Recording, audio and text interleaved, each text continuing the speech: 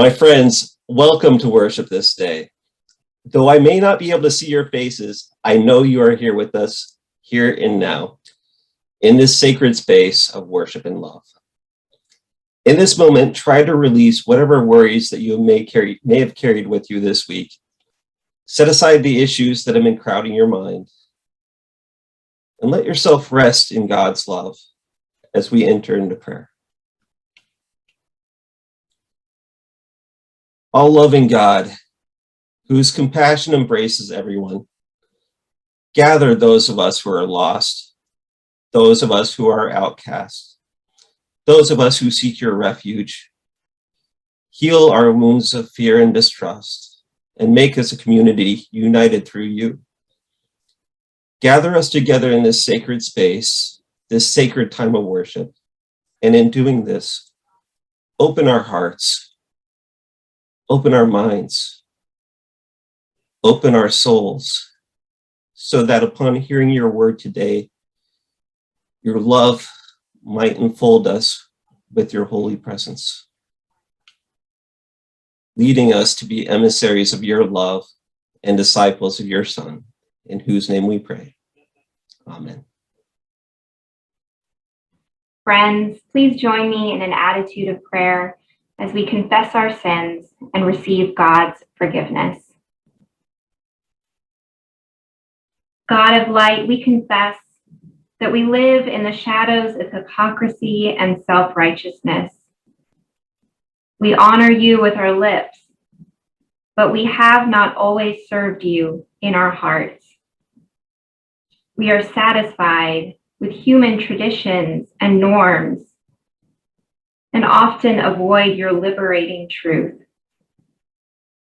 We have confused meekness with weakness, holiness with social conformity, and anger with righteousness. Forgive us, we pray. By the power of your word, save us from our conceit, so that we may serve you with sincere hearts, through Jesus Christ our Lord. Amen. And hear now this declaration of forgiveness. Do not despair, for God renews us by the word of truth, so that we might become the first fruits of God's creation. In the name of Jesus Christ, we are forgiven. Amen. Jesus had to go through Samaria. He came to a Samaritan city called Sychar, which was near the land Jacob had given to his son Joseph. Jacob's well was there. Jesus was tired from his journey, so he sat down at the well. It was about noon. A Samaritan woman came to the well to draw water. Jesus said to her, "Give me some water to drink." His disciples had gone into the city to buy some food. The Samaritan woman asked, "Why do you, a Jewish man, ask for something to drink from me, a Samaritan woman?" Jews and Samaritans didn't associate with each other. Jesus responded, "If you recognized God's gift and who is saying to you, 'Give me some water to drink,' you would be asking him, and he would give you living water." The woman said to him, "Sir, you don't have a bucket and the well is deep. Where would you get this living water? You aren't greater than our father Jacob, are you? He gave this well to us and he drank from it himself, as did his sons and his livestock." Everyone who drinks this water will be thirsty again, but whoever drinks from the water that I will give will never be thirsty again. The water that I give will become in those who drink it a spring of water that bubbles up into eternal life. "Sir, give me this water so that I will never be thirsty and will never need to come here to draw water." Go get your husband and come back here. "I don't have a husband." You are right to say, "I don't have a husband." You've had 5 husbands, and the man you are with now isn't your husband. You have spoken the truth. "Sir, I see that you are a prophet. Our ancestors worshipped on this mountain. but you and your people say that it is necessary to worship in Jerusalem. Believe me, woman, the time is coming when you and your people will worship the Father neither on this mountain nor in Jerusalem. You and your people worship what you don't know. We worship what we know because salvation is from the Jews. But the time is coming and is here when true worshipers will worship in spirit and truth. The Father looks for those who worship him this way. God is spirit, and it is necessary to worship God in spirit and truth. I know that the Messiah is coming, the one who is called the Christ. When he comes, he will teach everything to us. Jesus said to her, I am the one who speaks with you. Just then, Jesus' disciples arrived and were shocked that he was talking with a woman. But no one asked, what do you want? Or why are you talking with her? The woman put down her water jar and went into the city. She said to the people, come and see a man who has told me everything I've done. Could this man be the Christ? They left the city and were on their way to see Jesus. Many Samaritans in that city believed in Jesus because of the woman's word when she testified. He told me everything I've ever done. So when the Samaritans came to Jesus, they asked him to stay with them, and he stayed there 2 days. Many more believed because of his word, and they said to the woman, we no longer believe because of what you said, for we have heard for ourselves and know that this one is truly the Savior of the world. This is the good news of God for the people of God. Thanks be to God. Hello, South Sound Co-op. I'm curious, how many Bibles are there in your house? Right now, on my desk, I have 6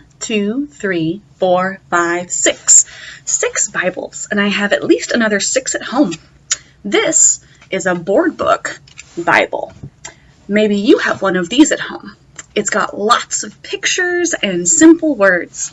And then this is a full text Bible, which has a lot of tiny words, even though it's a very big Bible. Both Bibles are good Bibles because they teach us about who God is and how much God loves us, and so do all the other ones here too. As we grow and learn more, we are ready for Bibles with more stories and more pictures, because we change as we grow. In a similar way, in today's Bible story, Jesus tells the Samaritan woman that the way that she worships God is going to change, and that this is a good thing. 18 months ago, how we worshiped God changed. To love one another well, we started worshiping in our homes instead of in the church building. We learned that we can still love our God and each other even when we're apart. And now, some folks are worshiping in the church building, some are worshiping in parking lots, some are still worshiping online. All of these are good ways to worship God. Jesus tells the Samaritan woman that we should worship God in spirit and truth. What does that mean? It means that we can worship God wherever we are, and it can look different for all of us, and it can change over time. What matters most is that when we spend time with God, because that's what worship is, spending time with God, we want God to change us, to help us be more loving, more forgiving, and more kind than we were before. And so changing how we worship is good, so long as we remember that worship is about letting God change us to be more like God. So let's pray about that. Dear Jesus, we want to be changed. May our worship help us change. We want to love you and our neighbors more than yesterday, but less than tomorrow. Change us every day to be more and more like you. Amen. Please pray with me. May the words of my mouth and the meditations of our hearts be acceptable in your sight, O God. Amen. There is a lot going on in our scripture passage today. A lot of exciting things. For instance, we see these two people who would usually not even associate with each other get into a conversation and have a deep theological exchange. We observe that Jesus can truly see this woman, her past and her present, which makes her able to see him in a new way. And let's note that nowhere does Jesus mention sin or invite her to repent. In fact, all he asks of her is a drink of water, and he offers her living water. And it changes her so much that she tells everyone in her town, and it changes them too. Today, though, I am drawn particularly to the place, this well. The woman is doing her familiar task of drawing and carrying water. But it's not just any source of water that she visits. This is the well of her ancestors, Jacob and Rachel and Leah. She lives in the land that Jacob gave to his sons and has been inhabited by her people for generations. From the time she was a little girl, she was told stories about the importance of this well and how it connects her to her people's history. She tells Jesus, "Our ancestor Jacob gave us this well. He himself drank from it, and all his sons and daughters and all the livestock that created their wealth and their status. All of these things were gifts from God." The water in this deep well has given her life. It has given life to her people for hundreds of generations. It is nourishing and life-sustaining water. "And you, sir," she says, "are thirsty, and you don't even have a bucket." Indeed, Jesus did not bring a bucket. He wasn't planning to go through Samaria. He had to. He didn't bring a flask or hotel reservations. He didn't even bring lunch. His disciples had to go into town and get it. And yet here he is asking her for a drink of water and also bringing her news of a different kind of living water. He tells her of a water that truly satisfies thirst and becomes a fresh, cool spring inside those who drink it that bubbles up into eternal life. She is interested. It is hard to know whether she is being earnest or sarcastic when she asks, "Yeah, give me that, so I won't have to come all the way here to draw water." But after their exchange, in which Jesus recognizes her past and present reality, and she recognizes that he must be a prophet, she again brings up the differences in their traditions. "Our ancestors worshipped on the holy mountain, but you and your people say it is necessary to worship in Jerusalem." Jesus doesn't dismiss the power of her tradition, nor does he need to convince her that his familiar ways are better. Worship on the mountain is fine. Worship in Jerusalem is fine. What is important about worship is that people worship in spirit and in truth. God is spirit, Jesus says.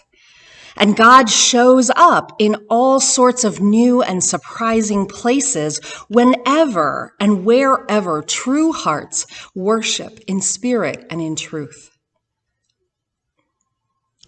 We know something about this, don't we? 17 months ago, most of us were not thinking about starting to worship online. We had our deep wells of tradition, lovingly crafted sanctuaries, sacred music passed down through generations, practices that nurtured and sustained us. Those traditions are full of some of the things that helped us worship in spirit and in truth. But just like Jesus had to go to Samaria without sufficient preparation, so the pandemic forced us to find new ways of worship. And the Spirit has shown up. Praise God. We have seen that when our hearts reach out for that life-giving water, God has provided it. God provides it in our cars, in parking lot worship, in our pajamas on the sofa, logging into Facebook. The Spirit has shown up in our backyards as we pray liturgy quietly by ourselves, as we meditate with others, as we share individually wrapped communion packets. Living water bubbled up on Maundy, Thursday on Zoom, and in Holy Week devotions on YouTube, and 2 Easters celebrated in parks and parking lots and at home by ourselves and the Spirit. It has not been easy. It has not been perfect. And it certainly hasn't been what any of us planned or chose. In these months of change and experimentation, we have connected with people who've never set foot in a church with a Methodist cross and flame. Yet the living water is bubbling up for all who are thirsty for God. Many of us still prefer to worship the way we did in the past, and that is okay. In our lesson today, Jesus doesn't cast any judgment on the value of Jacob's well, or of worship on the holy mountain, or of worship in Jerusalem. He just proclaims that the time is coming, and in fact is here, when people will worship in none of those places, but they will worship in spirit and in truth. God has shown up and touched us, pushed us, encouraged creativity and commitment, and given us enough grace and energy to make it this far by faith. It is okay to grieve and struggle with the reality that things may never be the way that they were. It's hard to accept that some of the things we treasured may never come back. And yet the Spirit urges us onward. God promises to be there with us in every future. We must focus on what it means to worship in spirit and in truth as the forms of worship continue to change. Today, this particular form of pre-recorded, painstakingly produced Sunday morning worship is ending. Not because we don't value it or because we don't honor how meaningful it has been for so many people, but because we could only produce this kind of Sunday worship recording because all of us, all the co-op pastors and countless hours of First Olympia's staff skill and time was dedicated to making it happen. And now we are changing again. Our cooperative churches have each started gathering again in person in one way or another. None of it is like it was before the pandemic started. We also are committed to continue some kind of online worship in new ways that are sustainable. Some Sunday worship will be live streamed from our sanctuaries. A new worship service of evensong will begin in 2 weeks. And we pray that this ancient form of worship will bring living water in a 21st century bucket. This service of scripture and prayer and song will be live on Wednesday evenings, and then available for use on Sundays and whenever you need to worship in spirit and truth. The right way to worship is nothing but a story of changes. The Bible tells us about these changes. Worship begins in a special land on a holy mountain, and it's followed by worship in a strange land under slavery. God delivers the people, and they worship in the wilderness for a generation. And then they worship in the new land that God has shown them. They build a city and a marvelous temple in which to honor and worship God. And then they are conquered, and the temple is razed to the ground, and they must learn to worship in exile, in a different foreign land. Further generations return to the land and begin to rebuild the temple, and then in Jesus' time, the temple system has grown bloated with power and intricate rules that support commerce more than they support the hearts of those who long to worship in spirit and in truth. I don't know if the woman at the well and all of her Samaritan friends ever got the chance to worship with the Jews from Jerusalem in spirit and in truth. But because of her, the word of the living water spread to new places. Change is hard, and it always will be. And it is something we are called to as God's people in every generation. So let us praise the Spirit that over thousands and thousands of years, God continues to show up. Living water continues to bubble up and refresh us and to reach others with this good news.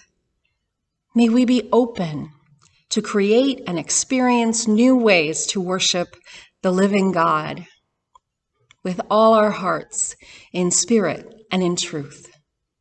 Amen.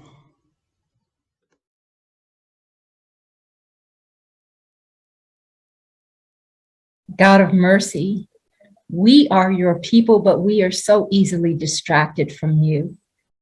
We focus on clean hands rather than pure hearts, on judging the community rather than serving the community, on turning a blind eye to the hurt around us instead of creating a new day. And so, Lord, we enter into this Kairos time with you to recognize once again how blessed we are to live in a country that values justice and freedom, and where historical wrongs are slowly being righted. We remember that even in this bountiful land, there are people who are struggling to survive, struggling with physical and mental illness, addiction, grief, unemployment, homelessness, and poverty. We pray for those who are sick or in need of prayer, and for those who care for them. Loving God be with them and all who support them.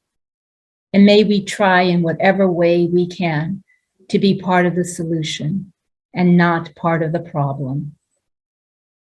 God, in each of us, hear our prayer. In the past months, with very little rain, we have learned to value the clean, fresh water that comes from our taps with little or no effort on our part. More deeply, we understand the cost of this precious resource and how different our lives would be without it being readily available. Lord, we thank you, and we pray for those whose lives and lands and livelihoods have been devastated by fire and other natural disasters. We pray for all firefighters and all first responders around the world who put their lives at great risk to protect us and all of your valuable creation. God, in each of us, hear our prayer.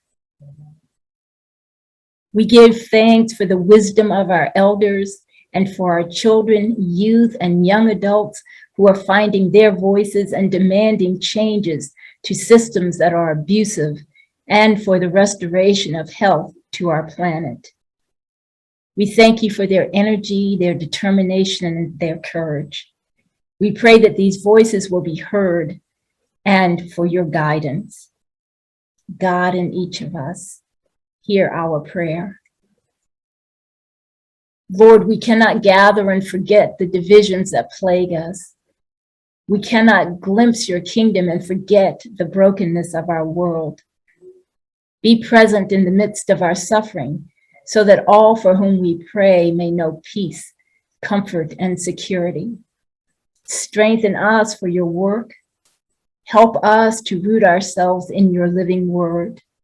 Give us hearts that overflow with compassion and hands that are offered freely in service, so that we might participate in your work until all creation experiences your wholeness.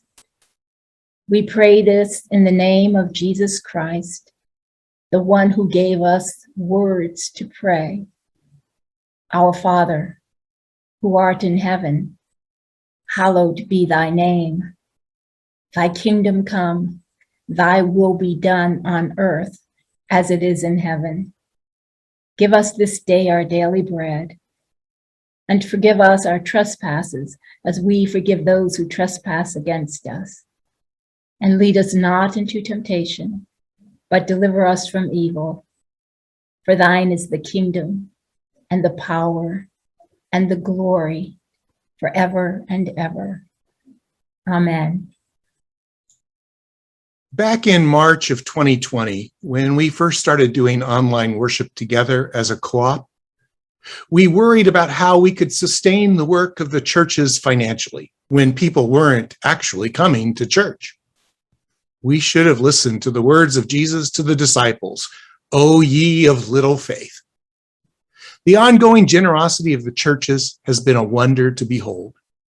You have contributed electronically, you have dropped off checks at your church office, you have put your gifts in envelopes and mailed them to your church. Each of your gifts has been a note added to a collective chorus that sings out again and again, "Take that, COVID."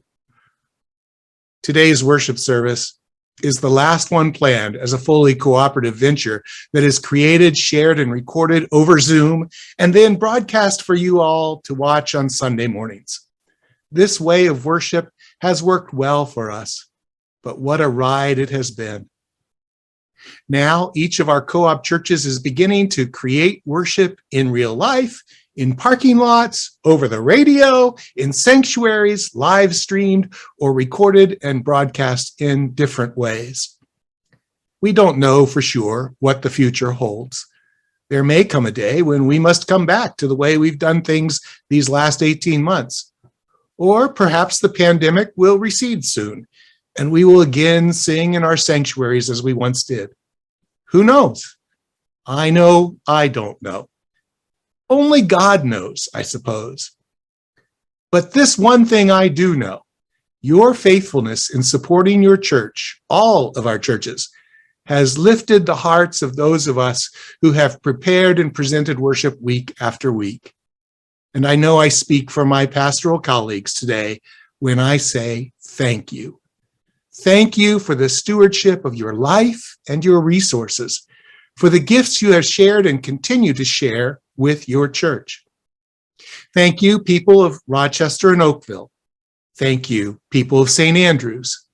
Thank you, members at Tumwater United Methodist Church. Thank you, friends from Steamboat Island Church. And thanks to all you good people up in Shelton. And of course, thank you to my congregation here at Olympia First. You all have been amazing. So one last time, let me invite you into this moment of commitment as we plan and make our gifts with glad and generous hearts.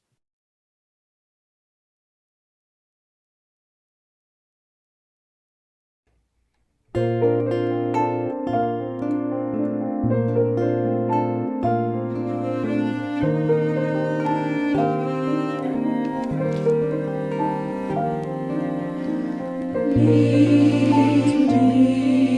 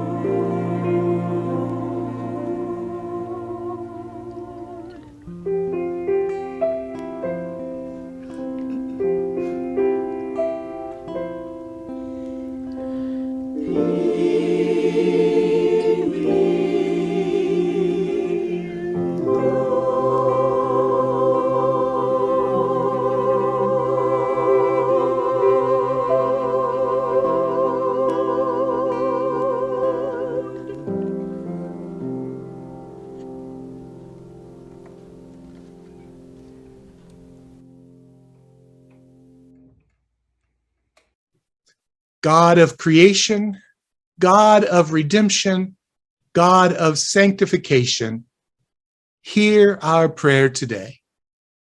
Bless these gifts as they sustain the ministries of our faith communities. Empower our work, both as individual churches and as a cooperative ministry.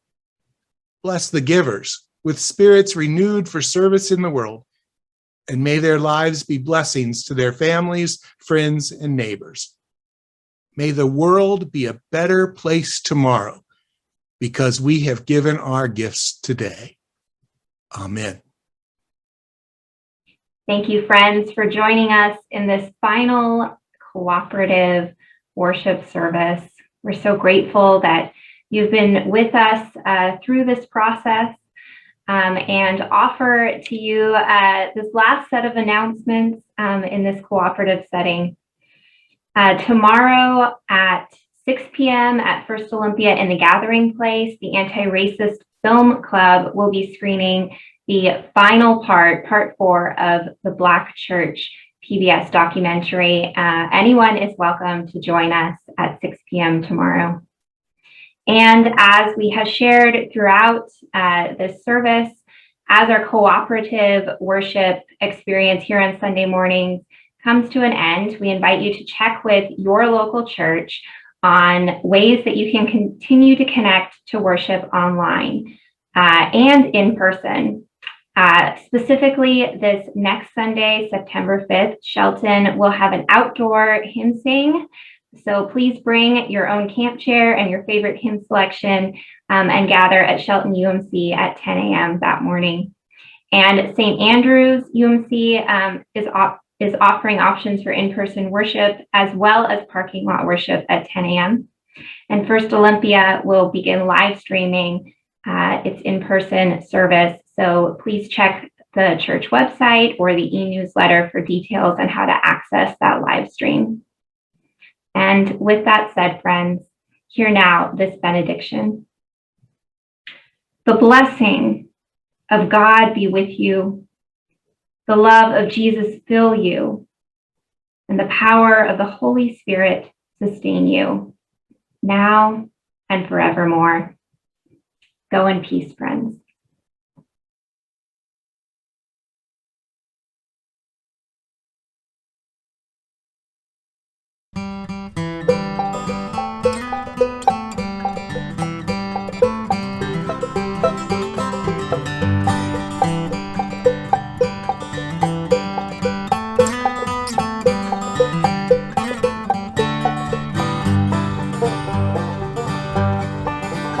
Was a bell, and in the bell was the sound of days that have come and gone. And the road ran to a little town on the hillside where the word of the Lord lives on. Ring the bell, ring the bell, ring the bell, both far and wide. You can hear it on the mountain and down across the valley. Ring the bell and go to his side. Well, I followed it down from the forest to the town in the darkness and dead of night. There were children dancing there with flowers in their hair, and the streets were lit with candlelight. Ring the bell, ring the bell, ring the bell, both far and wide. You can hear it on the mountain and down across the valley. Ring the bell and go to his side.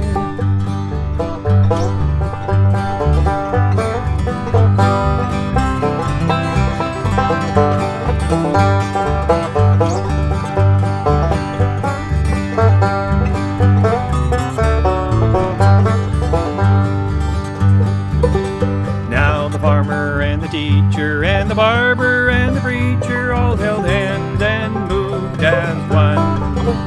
Holy words were sung, not spoken, of the circle unbroken, and the Spirit moved in everyone. Ring the bell, ring the bell,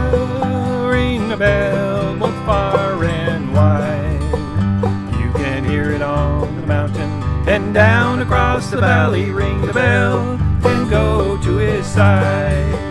In the middle of the street, fell down hard on my knees when the pavement that shone like gold. With a shiver and a start, he reached into my heart with the kindest words that I was told. Ring the bell, ring the bell, ring the bell, both far and wide. You can hear it on the mountain and down across the valley. Ring the bell and go to his side. Ring the bell and go to his side.